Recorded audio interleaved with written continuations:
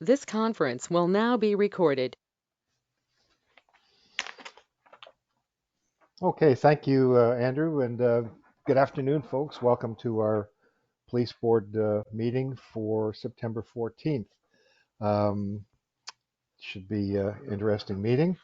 I'd like to welcome to the group James Doan, who is now the chief cook and bottle washer for the Community Policing Subcommittee, and will be working with us going forward at our meetings. And I believe he's also been in contact with Jen, and we'll talk about that as we go forward. So welcome, and I see we have there's no enforcement being done on Highway 10 today because Larry's Larry's in the office with Inspector Ward. So recognizing a guest there, it's Larry Matkowski, who, if he hasn't pulled you over, um, is one of the swellest guys around. Any declarations of pecuniary interest today, folks? Okay, seeing none, we'll move forward. Any public questions? Do we have any members of the public that have dialed in? Okay, you all have an agenda, or most of you have received the agenda. Are there any additions or deletions to the agenda other than the new business item that Mayor Creelman wishes to add? Yes, by Okay, way of seeing, explanation, that just for the benefit of everyone, that has to do with vandalism of town signage. okay, do I have a motion to approve the agenda? John Creelman, and seconded by Wayne Evans. All in favor, opposed, and that's carried. You also should have the minutes of the previous meeting from June 15th. Are there any additions or deletions to the minutes of those meetings, of that meeting? Once again, excellent work done by our secretary. Motion to approve the minutes. Wayne Evans, and seconded by Creelman. All in favor, opposed, and that's carried. There was no matters arising from the minutes other than some status updates. So we'll go right into the status updates. Towing bylaw, I guess we're still in full park mode on that, are we? Terry, have you heard anything? Mr. Chair, I had an email there just recently saying it was Orangeville passed it last night. All right. So obviously they passed it for their municipality. So now I guess it goes out to the other municipalities as to whether they're going to pass it through their council or not. We will be passing it. If we haven't already, we will be passing it. Sorry, it skipped my mind. It's been so long in the gestation, quite frankly. I've had a couple reach outs from a couple other municipalities that aren't interested in it, and it's kind of too bad because it's definitely something that I think there's a bit of a miscommunication out there too, or a misconception that this whole tolling thing is strictly to do with the police, and it's not. I mean, what the policy is strictly is when we call for a toll, it has nothing to do with when the citizens are using the towing industry, and there needs to be some type of bylaw in place to regulate that. But a couple of the municipalities don't seem to be interested in engaging with that bylaw. So. Okay, I see that we've had a caller join us. Can you identify who you are, please? Elaine Kate, hello. Your name broke up. What was it again?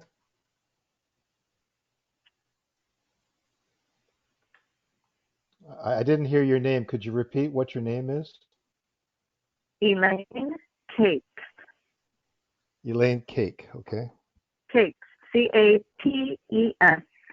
Oh, Elaine Capes. Okay. Sorry. It's either my headset or your microphone. Elaine, we're motoring pretty quickly through the minutes here, but I'll go back to the public questions. Did you have any questions you wanted to raise, or are you just listening in to the items? Well, I am listening in. I'm very interested about the towing bylaw and also about the black cat. And I just have a concern with all of the slowdown signs that I see everywhere, and especially on Fox Valley Road. There's a whole strip where there seems to be, at least 20 of them, and it makes me wonder where we're deploying this black cat. And Okay, well, we'll cover that off. And did you just hear the update on the towing bylaw? I didn't hear it. No, I'm so sorry because I joined you a little bit late. Okay, so the update is that the towing bylaw was passed by the town of Orangeville, and so that template is now going to the other towns, and the town of Mono will most definitely be passing that bylaw. Okay, great. And where Okay, can I and see that bylaw? Can I see it somewhere? it's probably part of the minutes online with the town of Orangeville, so you could probably Okay. open that up from their last meeting. Okay, thank you very much. Okay, so yeah, so that takes us to the next item, which is the black cat. And I have been in communication with Inspector Ward on the matter of the black cat, and the black cat was at the vets for a while because it wasn't working too well and had to get some warranty work done. But the black cat is now working and has been deployed on a couple of occasions, and we have received the reports for those from Inspector Ward. Two areas in particular. One was the Hawthorne area, which is up in Cardinal Woods, and not surprisingly, the speeds are not out of control at all in that area. Very low percentiles over the speed limit of 40 in that area. The other area that was measured was Hockley, and there's no surprises there that there was a high level of speeding over the limit in that area. So the intelligence that's received from that report, of course, is fed to Constable Metkowski and the rest of the traffic group, and their enforcement takes place based on the spots that they've identified. Inspector Ward, are there any other measure areas that you've done that I'm not aware of yet? So, Mr. Chair, yeah, we've had it deployed out at Mono Center. That just got taken down yesterday. So as soon as I have the data interpreted, I'll make sure that you get that. Larry, actually, when we had the Hockley data come in, he was kind of directed out there for a bit, and I'll let him speak to that as to what he found. I think the biggest thing people need to remember with these black cats, it's just a tool, right, to tell us if we have a problem or not. It's not going to save the world. It's not going to change the driver habits. It's just a tool to tell us, do we have a real problem or not? So I don't want people to think that this is the be all and end all to what, it's going to change the whole driving habits of people. It's not. It just kind of helps us decide whether we're going to throw a lot of resources at an area or we're not. And again, going back to Mayor Creelman's press release that he put out there, I appreciate that I sent him an email, just, the way he said that the detachment's working hard. And I appreciate that because we are working hard, and it's showing in our stats and on our long weekends that just to kind of toot the detachment horn, this Labor Day weekend, we were second in the province in driver contacts and statistics. So, I mean, the boys and girls are working hard out there, and the ever influx of traffic is something we can't control. So I'll let Larry speak to what he found on Hockley. Yes, good afternoon. the problem on the Hockley, well, I have one problem there is when I sit near Airport Road, and we've been trying to solve this for a number of years, it's a dead zone. So I have trouble doing enforcement because I have no radio communications. The printer in the car tends not to work, but that's something we're working on. But it's mostly, as you know, the city people that are coming up on the weekends, the nice days with the motorcycles and whatnot. Um, I did a lot there last Saturday and last Sunday, and in the 50 zone, especially, Mr. Mayor, that you had the signs put up there 2 years ago. Um, it's slowing down, but it'll take a while. But I don't think it's a problem that's out of hand at this point. Okay, any questions to Constable Makowski? I could. Is that Mayor Creelman? Yes, Elaine, I'm here. Go ahead with Okay. your question and I'll ask mine. Okay, thank you very much. I just about closer. So there seems to be home after home after home who have those signs out, slow down, which, you know, it annoys me to see all those signs. I get it that they don't want traffic to be speeding, but have we tried putting radar along that strip, or? Yeah, Elaine, you were broken up there, so I don't know what strip you were referring to. Larry, do you know where all these bag signs are? I think No, it's she near broke the up. third. Yes. I towed a couple motorcycles there on the weekend actually for going quite fast. I have been doing a lot of enforcement in that area, so I'm aware of what's going on. But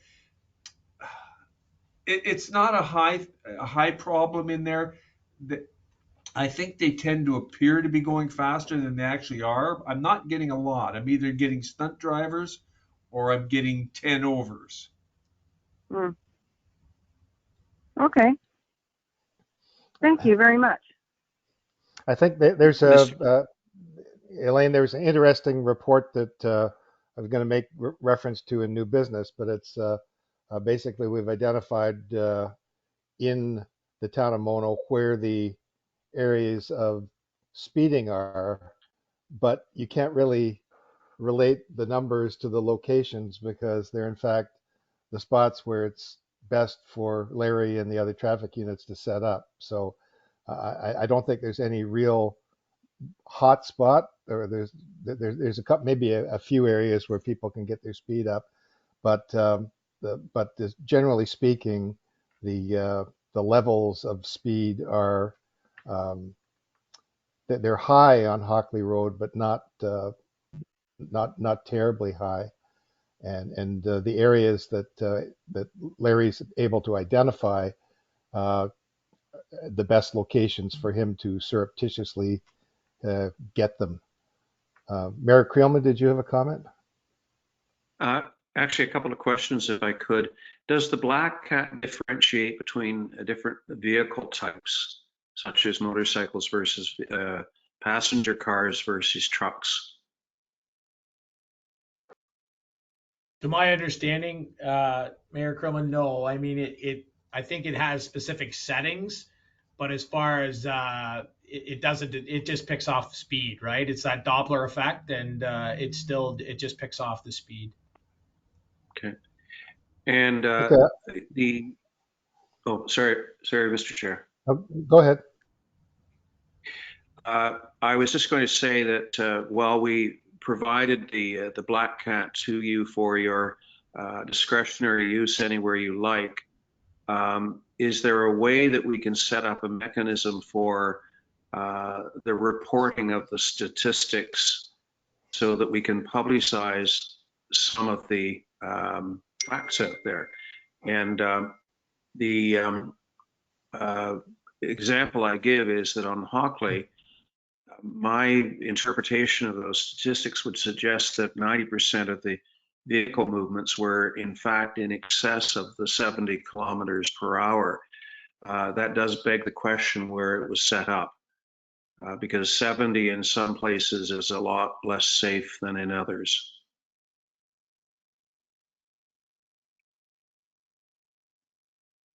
I mean, any of the statistics that we get, I forward to the chair, and it's up to the Okay. chair to decide how he wants to publicize them or what he wants to do with those statistics. Um, I mean, I'll provide them to him. Again, it's just a tool, right? You got to remember that this is just a tool, and we have to be cautious and cognizant of how hard are we hammering the public. And as you know, and Larry and I have had these conversations, right? Like you look at the stats and the percentile says, the vehicles, in one of these, I believe it was, almost 20,000 vehicles it's recording with the percentile of, 89, which is just under the 20 over the speed limit. So at that point now we're looking at, do we go out there and make it a habit to now just start laying 10, 15 over tickets?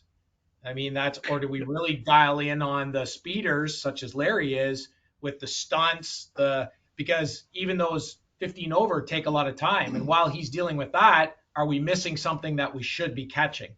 And I don't have the answers. Oh, and I rely on Larry's judgment, and Larry's the guy on the road, so that's his choice. absolutely. And Larry has my complete confidence and has had for years on this. I mentioned the number going in excess of the speed limit, but the ones that I always zero in on are the ones who are up in the 40 over, 50 over plus. And those are the significant statistics as far as I'm concerned. My last question has to do with whether or not the statistics can be parsed out such that we get a category of 50 plus. In other words, the ones who are specifically stunting, because I think right now the statistics show 40 plus. So it includes a number of people who are under stunt plus those who are over stunt.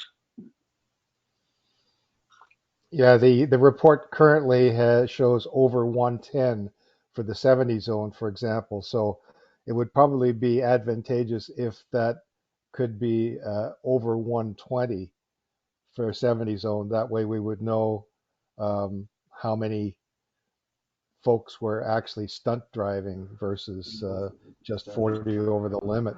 If those reporting features can be programmed into the machine. So 40 over in a 70 is stunt driving. And I mean, I'll have to check. I don't pull these reports, but I mean, we are limited in what the program allows us to do. We don't create the program. Right. It's already created in the system. So I'll follow up with that, but we're kind of limited in what we can pull because we're limited. We don't have the ability to program this unit. It's already pre-programmed. Okay. And the other thing is I have shared these stats with the board and told them that these stats can be utilized. But it would be helpful to know, and I think Mayor Creelman was sort of alluding to it, what the location, where it was on Hockley Road. So, if we know it was at Hockley Road at third line, or if it was on exactly what the location was, we don't need to share that with the public, but it gives us a better idea as to where the sampling is taking place. Yeah, again, we can look at we're limited in what we can write in these reports, right? So just tell me, like when you send the Hockley report, just say in the email this was on the Hockley Road at third line, just so that we know where it actually was. Yep, that's fine. We'll see what we can do with that. And in the meantime, I mean, feel free if you have some identified areas that you hear about that we maybe don't. Feel free to email it to me so we can take a look at maybe doing some deployments in those areas. Right? Again, we want to keep it on the down low as much as possible. But if there might be some areas that yourself or the mayor are hearing about that we need to take a look at that I'm not aware of yet, so we can always see what we can do in those positions. Okay, understood. Any other Mr. questions? Chair, Yeah.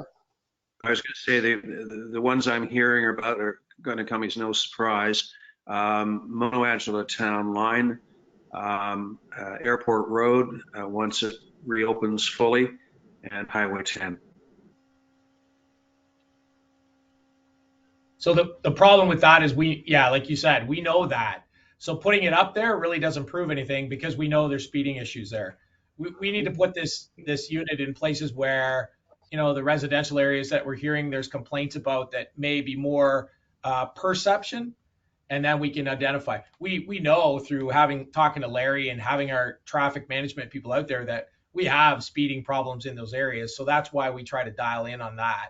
It's just with the Black Cat, we want it to be more in areas that maybe we're not really sure whether actually is a problem.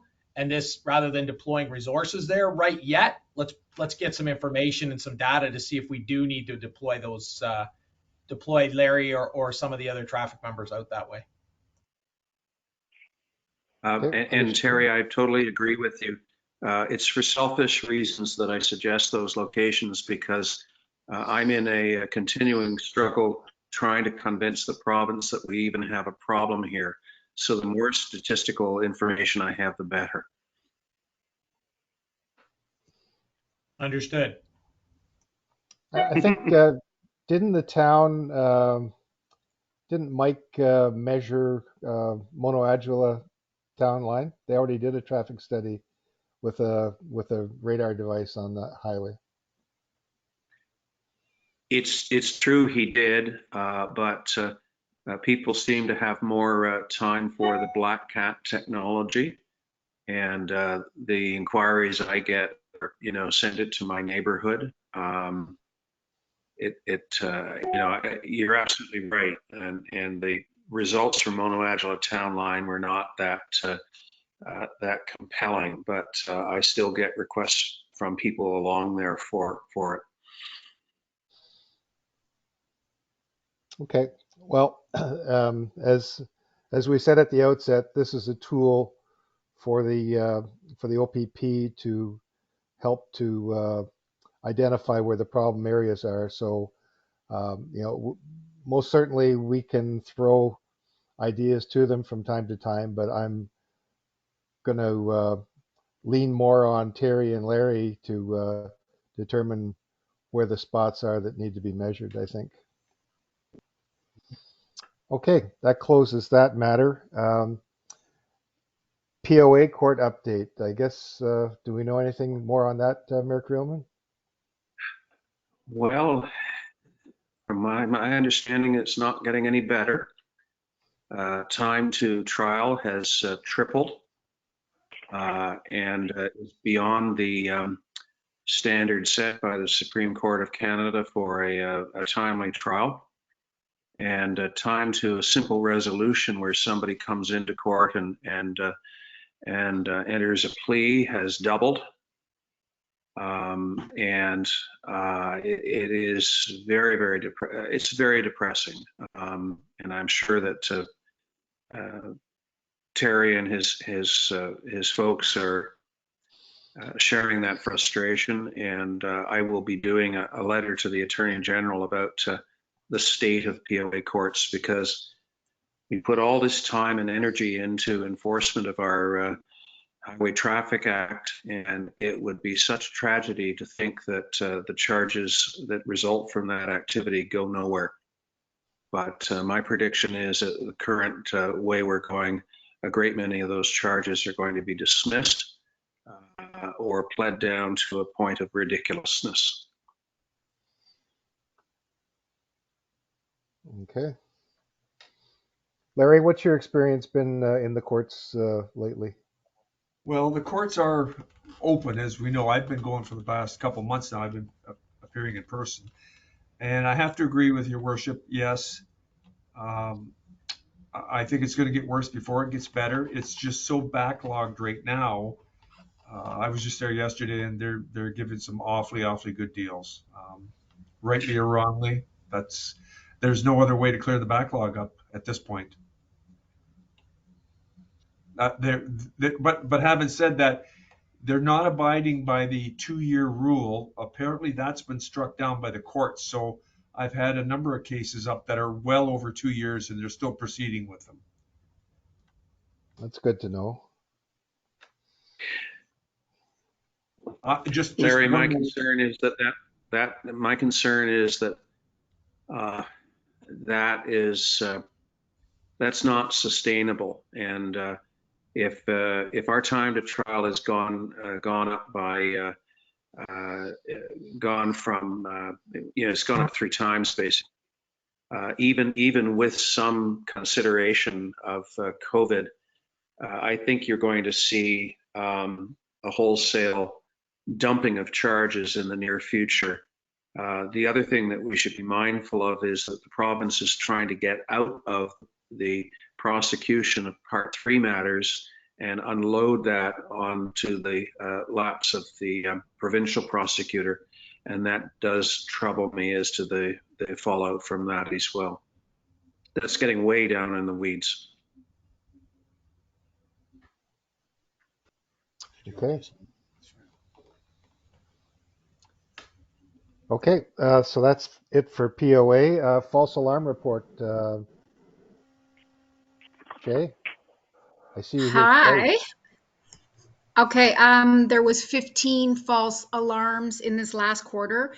Letters are continuing to be sent out, letting people know that if they get more than 3, that they will be charged for the time. We've had none of those letters needing to go out. So at this time, we're just still reminding people that to double check their security systems. Okay. Motion to receive the alarm report. Creelman, Evans, all in favor, opposed, and that's carried. Now, I think in Orangeville, they call this the ward report. We'll be a little bit more formal here. The OPP Yeah, report. let's just leave that in Orangeville, Mr. Chair. Yeah, thank you. Okay. All right. Well, Mr. Chair, we'll be going through the second quarter report for the town of Mono. And again, I hope you've all had a chance to review this, so I won't dwell on a lot of it. I'll just touch on a few things, and then if there's any questions at the end, we can come back. Starting off in the calls for service billing summary report, again, just going down. We've seen an increase in calls throughout the county, not just in Mono. So you will see, as the weighted hours come up, the calls come up. But again, nothing that points to the fact that there's anything to be concerned about or that we've become an unsafe area, right? Dufferin County is still a very safe community. And I try to get that across to everyone that our calls fluctuate, but as far as being safe, we're a very safe community. One of the things I'll touch on is we've had a few increases in the fraud area. I think the latest is the grandparent scheme is back again with over the phones and trying to convince people that it's their grandchildren calling. And unfortunately, we're still having some people fall for that and send money. So, word to the wise that those type of things are still out there. Again, right, for the quarter, for the most part, the calls were fairly low. I'm just trying to find, like, really, when you look at some of the ones that we've had, we're in 1s and 2s. It's good to see when I go into the second page, statutes and acts, our mental health act calls, again, significantly low, which is good. Just to add on to that, with our mental health unit out of the detachment, and we had the Solicitor General grant that we were awarded. We partnered with Headwaters Hospital, and I'm happy to say that they have hired 2 crisis nurses, and those nurses are teamed up now with our mental health worker, basically full time. So over the last couple of weeks, they've been doing some orientation, and we'll be able to provide that to the community now. For the most part, when they're working, it's a nice resort to those live calls where persons are in crisis, and we have someone trained there now that's able to work with those people in crisis, and then we're able to get them referred to another resource in the area that will maybe eliminate those second, third, and fourth calls, but also get the people that the help they need. So that's a good win for us to get that partnership with Headwaters and get that whole process up and running. One of the things we see and we continuously in mono and then throughout is, our domestic disturbances, our suspicious person calls. Again, as you can see, for last quarter, we had 10 domestics and 18 suspicious persons. We continue to field those calls constantly where people see a vehicle that they don't recognize and they're calling the police. And again, it goes down even with the suspicious persons, which is conducive with the suspicious vehicles, right? So 18 of one and 19 of the other. Again, the other calls are fairly low. The assist public call, we still get a lot of, and what that gets is it's kind of a catch-all, the assist public. We get a lot of calls to our communication center with people asking us questions, like they want to talk to the police and find out what they do if, or can you tell me if Airport Road is open today? Those type of calls, and we have to put them into somewhere, so they end up going into this assist public category. False alarms, as we talked about previously, for that quarter, you can see year to date, there's 42. It's good to see that our 911 calls and drop calls, again, right, 5 and 5 for this quarter, which is good, consistent with last year. And our motor vehicle collisions, again, as you can see, 4 motor vehicle collisions, 3 personal injury collisions, 22 property damage, and we had 3 property damage fail to remain collisions. So when you look at the overall hours, though, weighted hours, there's actually a decrease so far this year from 2,352 last year to 2,200 this year. So I guess That's 6%. That's good. Yeah, you got to look at the positives on that for sure. Yeah. Records management system, again, there's nothing really here that jumps out. I mean, the big thing that we look at is the assaults. For that second quarter, last year 1, this year 6. And again, there's more people moving, there's more things happening, and those type of occurrences do escalate. Getting into the overall charges, as you can see for the second quarter. Again, as I say, like everybody here is working hard. I mean, 2,723 charges for a 3-month period. So that's a lot of charges being funneled through, and it goes to what Mayor Creelman talks about. Like that's a lot of charges being funneled through the courts too, right? So, and again, our traffic. Excuse me, Terry. That stat is that for Mono or for Dufferin? That stat is for Dufferin. Right. We'll okay. I'll break down. Yeah, the breakdown for strictly for Mono's coming. The traffic file registry, again, with all the collisions that we've had in the quarter. And as again, you can see, go through, I always look at kind of the primary causes. And we do see a lot of excessive speed being the cause. We also see intent of drivers. And then again, I'm seeing quite a few animal, wild animal collisions as well. I believe this, in reference to that other report that we had completed, Mike, with the speeding and different things, they added this Right. in, just kind of shows some of the hot spots within where some of the speeding charges are being laid. So again, as you can see, there's kind of the 2 throughways there where we're seeing a lot of blue dots. But those are Larry's better hiding spots. That's all. Yeah. You can see, I think if you dialed right in, you'd see Larry. Yep. So as I was saying before, those dots don't really mean anything. This speed is speed, and it's happening in all those locations. But where they're getting picked off are the better spots for Larry and the gang to hide out. So. Yep.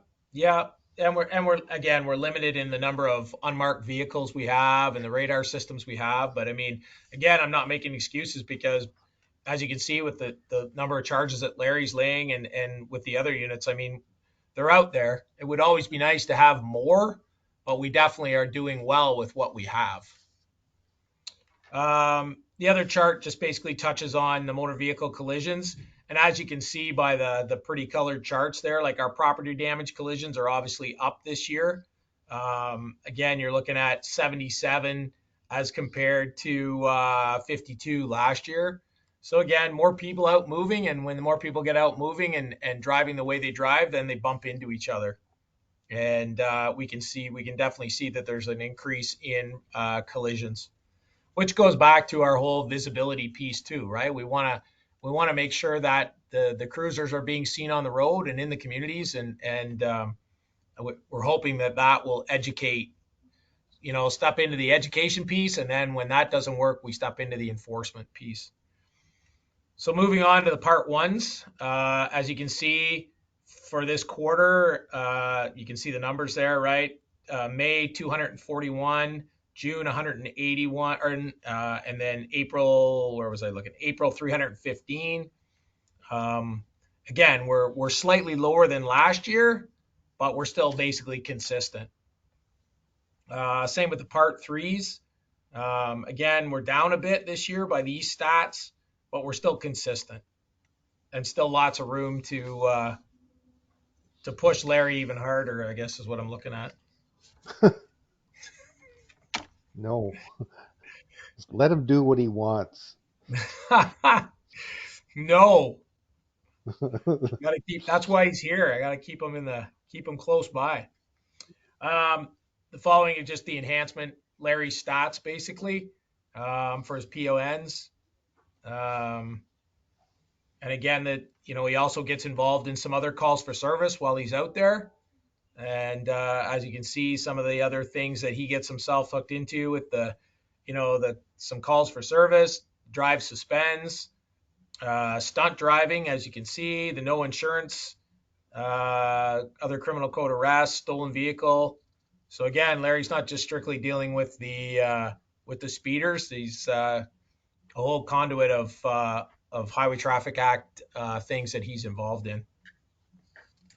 And again, the next page just breaks down Larry's charges, consistent through the month, right? So I don't know if anybody wants to ask him why he dipped in June, but They opened up a new tin. Probably doing a renovation or something somewhere. yeah, farming. Next is the false alarm registry, which we've already touched on. And just some action plan stuff. Again, right, it's good year to date, 35.75 hours of foot patrol, 50 hours of ride. We've had a total of 30 mental health occurrences, 13 impaireds by alcohol. Our auxiliary unit, as small as they might be, we're trying to recruit more. But again, they're one of the more busier units in the province. As you can see, the total number of hours, our people are very committed and have shown up at some events, and it's great to see that they're out there and engaged. And we have the ability to hire a few more auxiliaries, but the process is such a slow process that it takes a long time to get them up and running. So we're still engaged in that. And just a couple of press releases that went out. I mean, they're kind of dated by now, but again, it's just touches on some of the stuff that we've done in our Canada Day campaign. And then some of the thing on the modified vehicles and loud noise, with the majority of those being done in some of the more built up areas that we've had a constant complaints about those vehicles. And you see them everywhere now as everyone wants to soup up their Honda and put the big muffler on it. So barring any questions, Mr. Chair, that's my report for the second quarter. Oh, you're not getting away that easy. Wayne. I have one question. Terry, what is the mischief master code? It's on page 1. Sorry, Wayne, I cut out there a bit. I didn't hear what you asked. On page 1, it's something called mischief master code. What is that? Oh, so they break down. So anything, with a mischief label to it. Our RMS system, so our records management system, has all different codes. So there's just a general mischief, there's a mischief under 5,000, there's a mischief over 5,000. And it's a bit of an education piece when it comes to the officers to actually put it in the right category. And sometimes the officers don't like looking that hard, so they just dump it into an overall mischief category, right? So then when we dump the stats, we bring them all in rather than just try to identify specific ones, because we know for a fact that, some officers don't actually take the time to go, okay, this was a mischief to whatever, right? So they just put it into a catch-all. And so we want to make sure that all those get pulled into the report. Okay, It's like thank you. thefts. Thefts is another one, right? There's theft under, theft over, and then there's a general category of theft, right? So we try to make sure we collect all those stats. Okay, thanks. So question, Terry and Larry, with the val tags no longer being something that allows you to identify whether somebody is licensed or not, do we have one of the plate reader devices here in Dufferin that can help to identify whether somebody is registered, or are So we we missing do the not boat have here? one. We share one with Nottawasaga. So we only get it certain periods of time. And I'll let Larry touch that later. Excuse me. Yeah, nothing has. They haven't updated the MTO system yet. When I had it out a few months ago, the problem is it's still showing. The only thing it's picking up is expired val tag, which obviously you don't need it anymore. But there's no charge that I'm aware of yet for not renewing your permit. No, they want you to renew it. They're putting a big media press push out there to renew your plate, renew your plate, renew your plate. But I don't think they've updated anything yet as to far as if you don't, Yeah. that we have any enforcement action. Nothing's come out on that I'm aware of, and the val tags, as you know, they don't want to proceed with them. So the Right. ALPR car is not a benefit at this time because that's all it's picking up is the val tags, Yeah. and the alarm just rings nonstop. I was going to say, if you ever bit, it constantly dings and it's constantly telling you, oh, there's one, oh, there's one, oh, there's one. So a lot of guys Yeah. they don't, until they get that program updated, a lot of guys don't even want to take it because it's more of a nuisance than a good thing.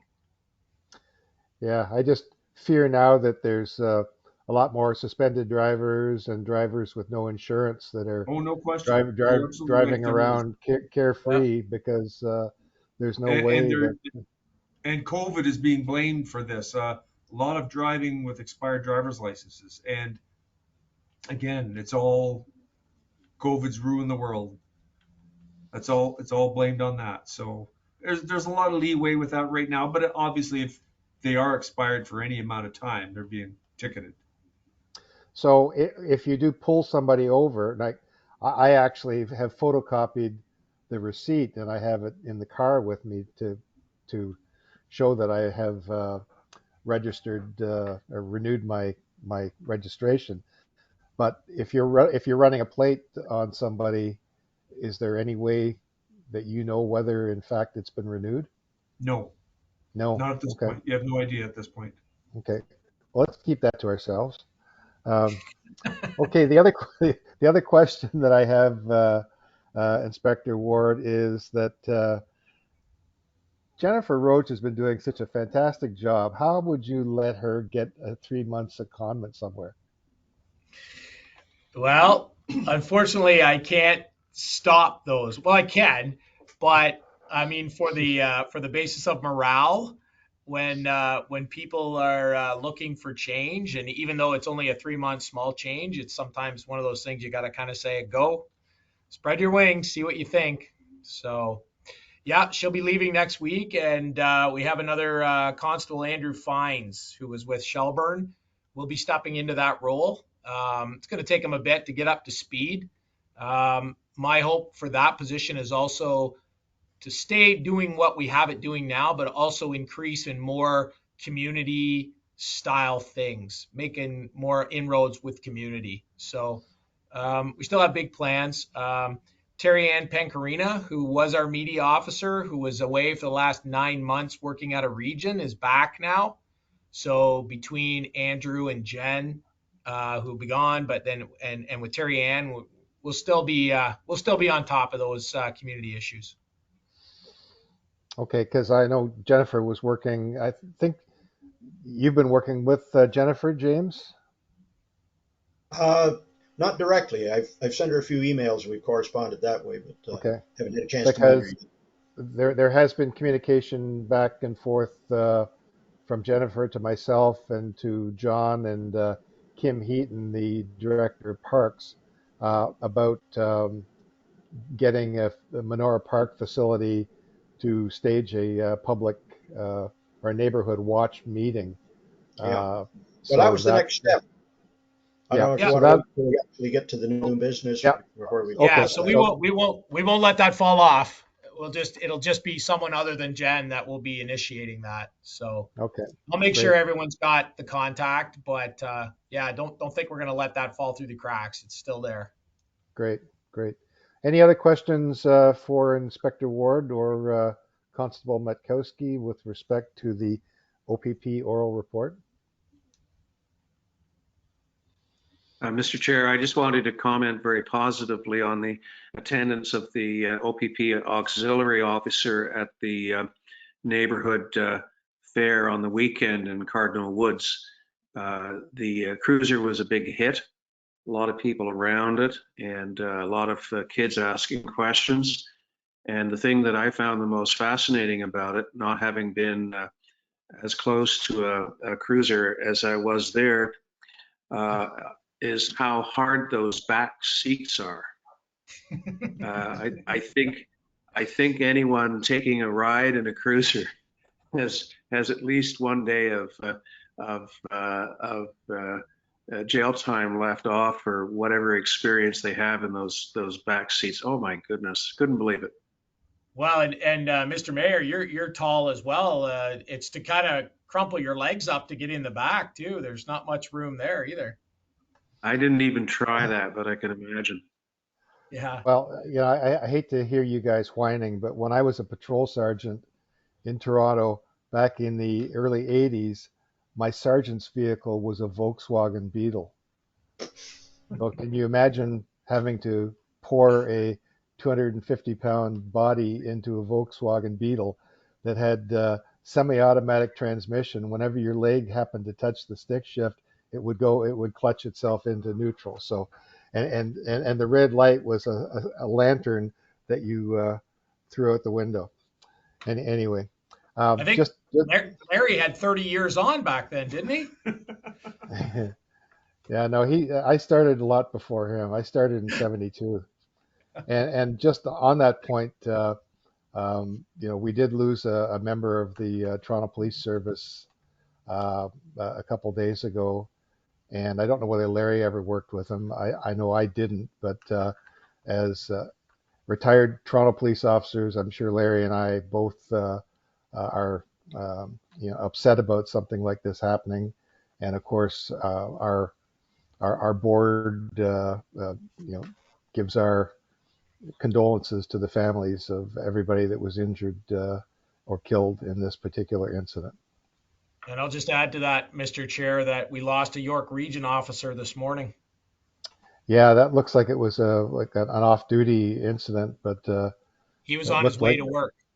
yeah, it looked like Yeah. somebody in a Porsche Carrera that was probably traveling a little bit faster in Daddy's car than he should have been. Anyway, motion to receive the OPP report. Evans, Creelman, all in favor, opposed, carried. Correspondence, there's no correspondence, but I did actually receive correspondence from Mayor Creelman with respect to his letter to the Minister of Transport et al. And I would just like to say that that I believe our board should make a motion to support the ongoing campaign of the town of Mono to try and get some resolution to our traffic and enforcement issues here within the town. So I'll make the motion, and I'm sure Wayne will second it, that we make a motion of support for this campaign of the town of Mono. Okay, all in favor? Carried. New business. Yep. Mr. Chair, thank you for that. That wasn't the first letter that we've sent. It wasn't the first interaction that we've had with the minister. I've met with her twice. It was more than simply an invitation that we had faint hope of succeeding with in terms of her attendance to see what happens on Friday night on Airport Road. It was actually an 1,100 word letter that went into great detail as to what we thought the problems were, what we thought the solutions were, and reminding her of local road issues having to do with provincial highways, issues that we have been raising time and time again with MTO. And as everyone has seen, the only response we had was a flat out rejection of an open-ended invitation to visit the town of Mono. I'm not giving up on this. Very good. John, one question. Yep. Is there other towns doing a similar approach? Because I don't think we're unique in Ontario with the issues that you raised in the letter. So I have been in communication frequently with the Association of Ontario Municipalities, and they have been recipient of copies of our correspondence. Could they do a better job in terms of advocacy? I'd have to say yes, but I think they're now becoming more alive to this issue. Certainly, I've collaborated with Alan Thompson of the town of Caledon on questions having to do with POA court operations. And I have to believe that these problems are in fact all over Ontario. Certainly the addict. Yeah, go ahead, sir. Yeah, no, I didn't think it'd be unique to us, that's for sure, in terms of our area. So I'm sure it's a common problem through all the towns and municipalities. So. The media release that I put out on Sunday night has had over 130 hits on my website, and it was directed primarily at the Toronto media, trying to get their attention to what could be a very interesting little story for them. I intentionally put in that release that a large number of offenders on Airport Road, as an example, were people simply driving through. I hope it gets their attention. I hope that somebody sees it as a media story worthy of publication in provincial and Toronto media. And again, if this doesn't work, I'm back at it again. Great. Thanks, Mayor Creelman. James, tell us what's happening. Well, I guess you all are aware that Don Butt passed away this spring, and he was sort of the mainstay of my group because it was basically him and me that were working on the community policing website. He was contributing articles, and we were trying to get a little bit more of a grassroots approach to it, get other people to join in. We have been lucky. There were a couple of inquiries about setting up neighborhood watch groups. Anthony Hossein up in Rosemont and Kathy Moshevsky in the Fieldstone subdivision have both approached, and I forwarded their contact to Jen.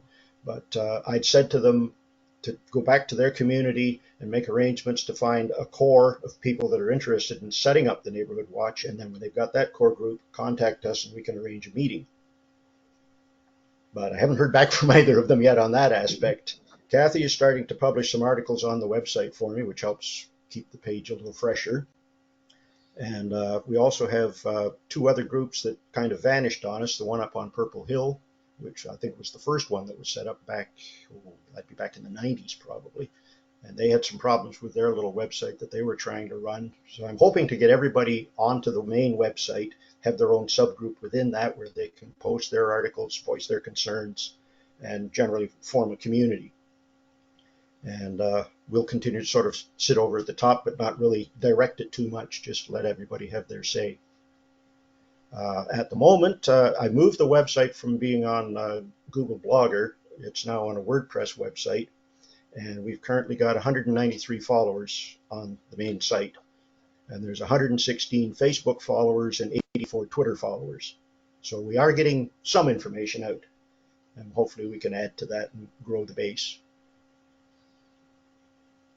Yeah, I know I have been sharing the posts, the Facebook posts onto the Mono community site, and Anthony, I think, is doing it also if I miss it, and a lot of it I'm sharing just generally because it's just damn good information that Well, that's what we wanted should to have it, be rather shared. than just, as you say, you do have those ones, there's a strange car in the neighborhood or that kind of information. We're not really, say, contact the police with that. What we're looking at is more sort of the ongoing problems, things like the security scams, other neighborhood aspects, safety approaches, things that you can do within the community to improve the safety, sort of Okay. actionable material. Well, that's great. Now, going forward, you will be an agenda item, not new business. So looking forward to you reporting to We'll us. try and have something to tell you about next time. Yeah, no, that's great. And thanks for your effort, James, all along, and for stepping in now in Well, the that was part of the thing, ending. was that we were losing bodies. I guess going right back to, I forget the gentleman's name now. He used to run the Hockley Valley Railroad. He and his wife were the original members when I came on, and then they moved, and so obviously they weren't there anymore. Phil Albin got busy with his real estate. He disappeared. Ann has stepped away now too. So as I say, it was me and Don at the end there, and now that Don's gone, we've got to really work to get it built back up. No, that's great. Thanks for your work. Mr. Chair, if I could ask James, I should know the answer to this, but do you have a prominent enough link on the Town of Mono website and acknowledgement I through our, believe we're at the bottom of the police services board. There's a link that says Mono Community Policing, and I'm pretty sure I got that updated from although I've got a forwarding link on the old website. I didn't tear it down because there were so many of Don's columns on there. I said, I'm going to leave that up as a legacy. But if anybody Okay. goes to the old site, they say, come over to the new one. But yeah, if you Let me just see verify whether I that can that is updated on the town website, that would certainly be a benefit. Let me see if I can improve your visibility on our site. Yeah, because I think it's right down at the bottom after the dog catcher and whatever else. Very good. Thank you, James. Yeah. Just a new business. I did make a request to Inspector Ward for information, traffic and accident information for the town, and it was a one-time request, and it just gave me a really good overview at 30,000 feet as to what the issues are within the community, traffic-wise.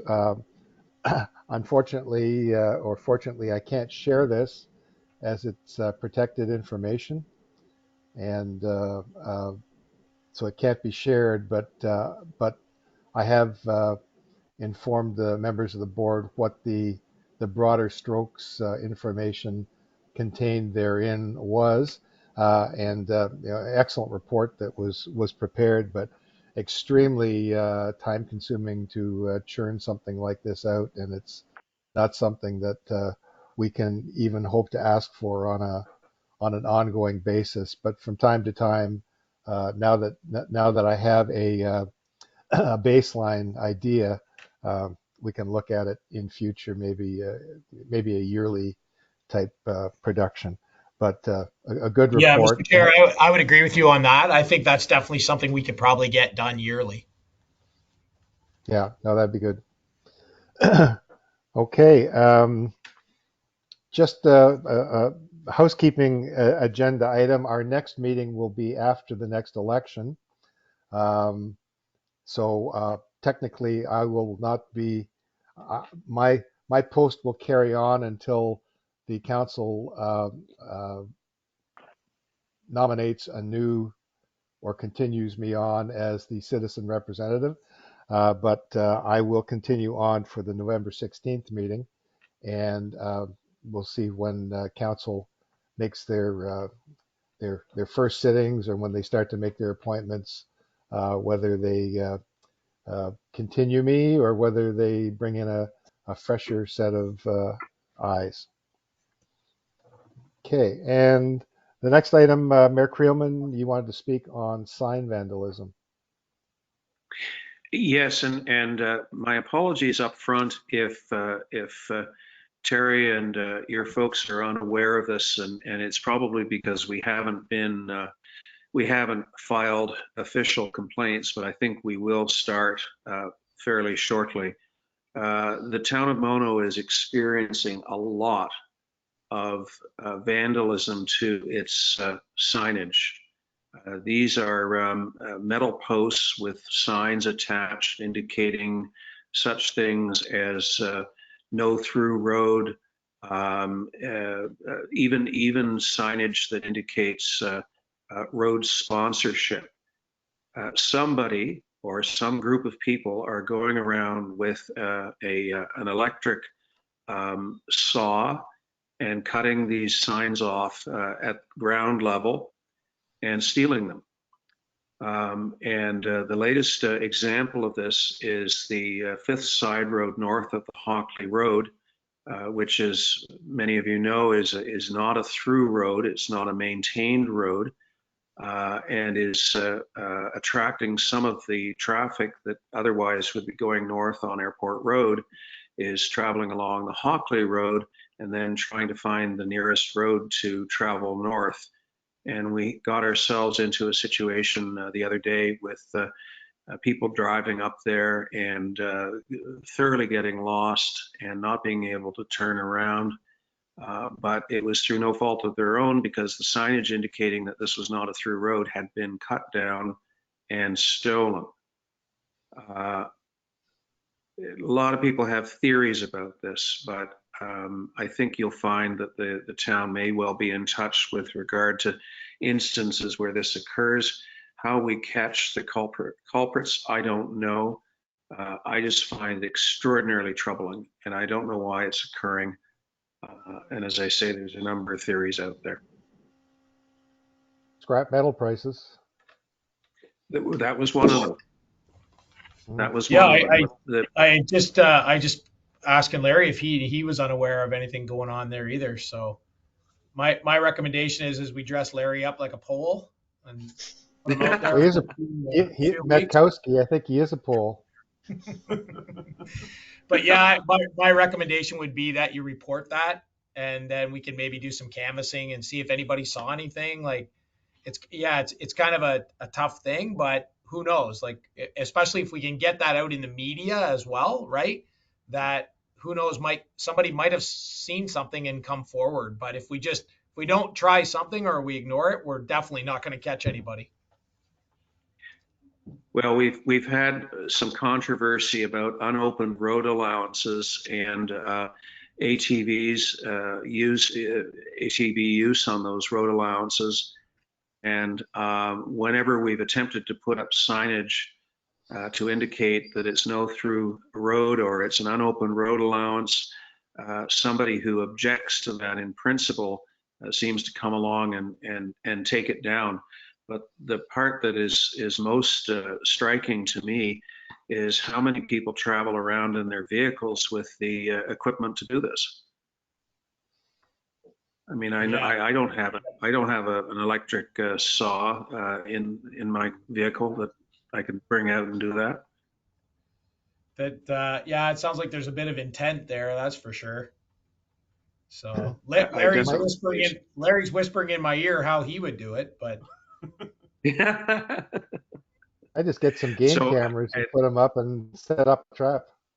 Well, that's an idea too, right? Some of those some of those hunt camera things, right? That take stills. Yep. Yeah. Just put the post back up on that road and put a couple game cameras up and get Mike Dunmore sworn in as a special constable, and off we go. So we will be asking our staff to report those instances to you. And as I say, there's no huge expectation that we'll ever catch anyone in the act, but at least we're aware of what's going on, and it does seem to be organized. Okay. Any other new business? Elaine, any final questions? No. Great work going on as usual by our local police that I appreciate very, very much. Great. Okay. Any other questions, discussions? 5 after 2. So I have a motion to confirm the proceedings of the meeting of the Mono Police Services Board held on September 14th. Motion from Wayne Evans, seconded by John Creelman. All in favor, opposed, and carried. Motion to adjourn the meeting. Creelman, Evans, all in favor, opposed, carried. Our next meeting is November 16th by the grace of God and His Majesty the King. And thank you for joining us, James, and thank you for joining us, Elaine, and all the best in the elections going forward. Oh, thank you very much. And our new mayor. Okay, thanks, everyone. Thanks, Shay.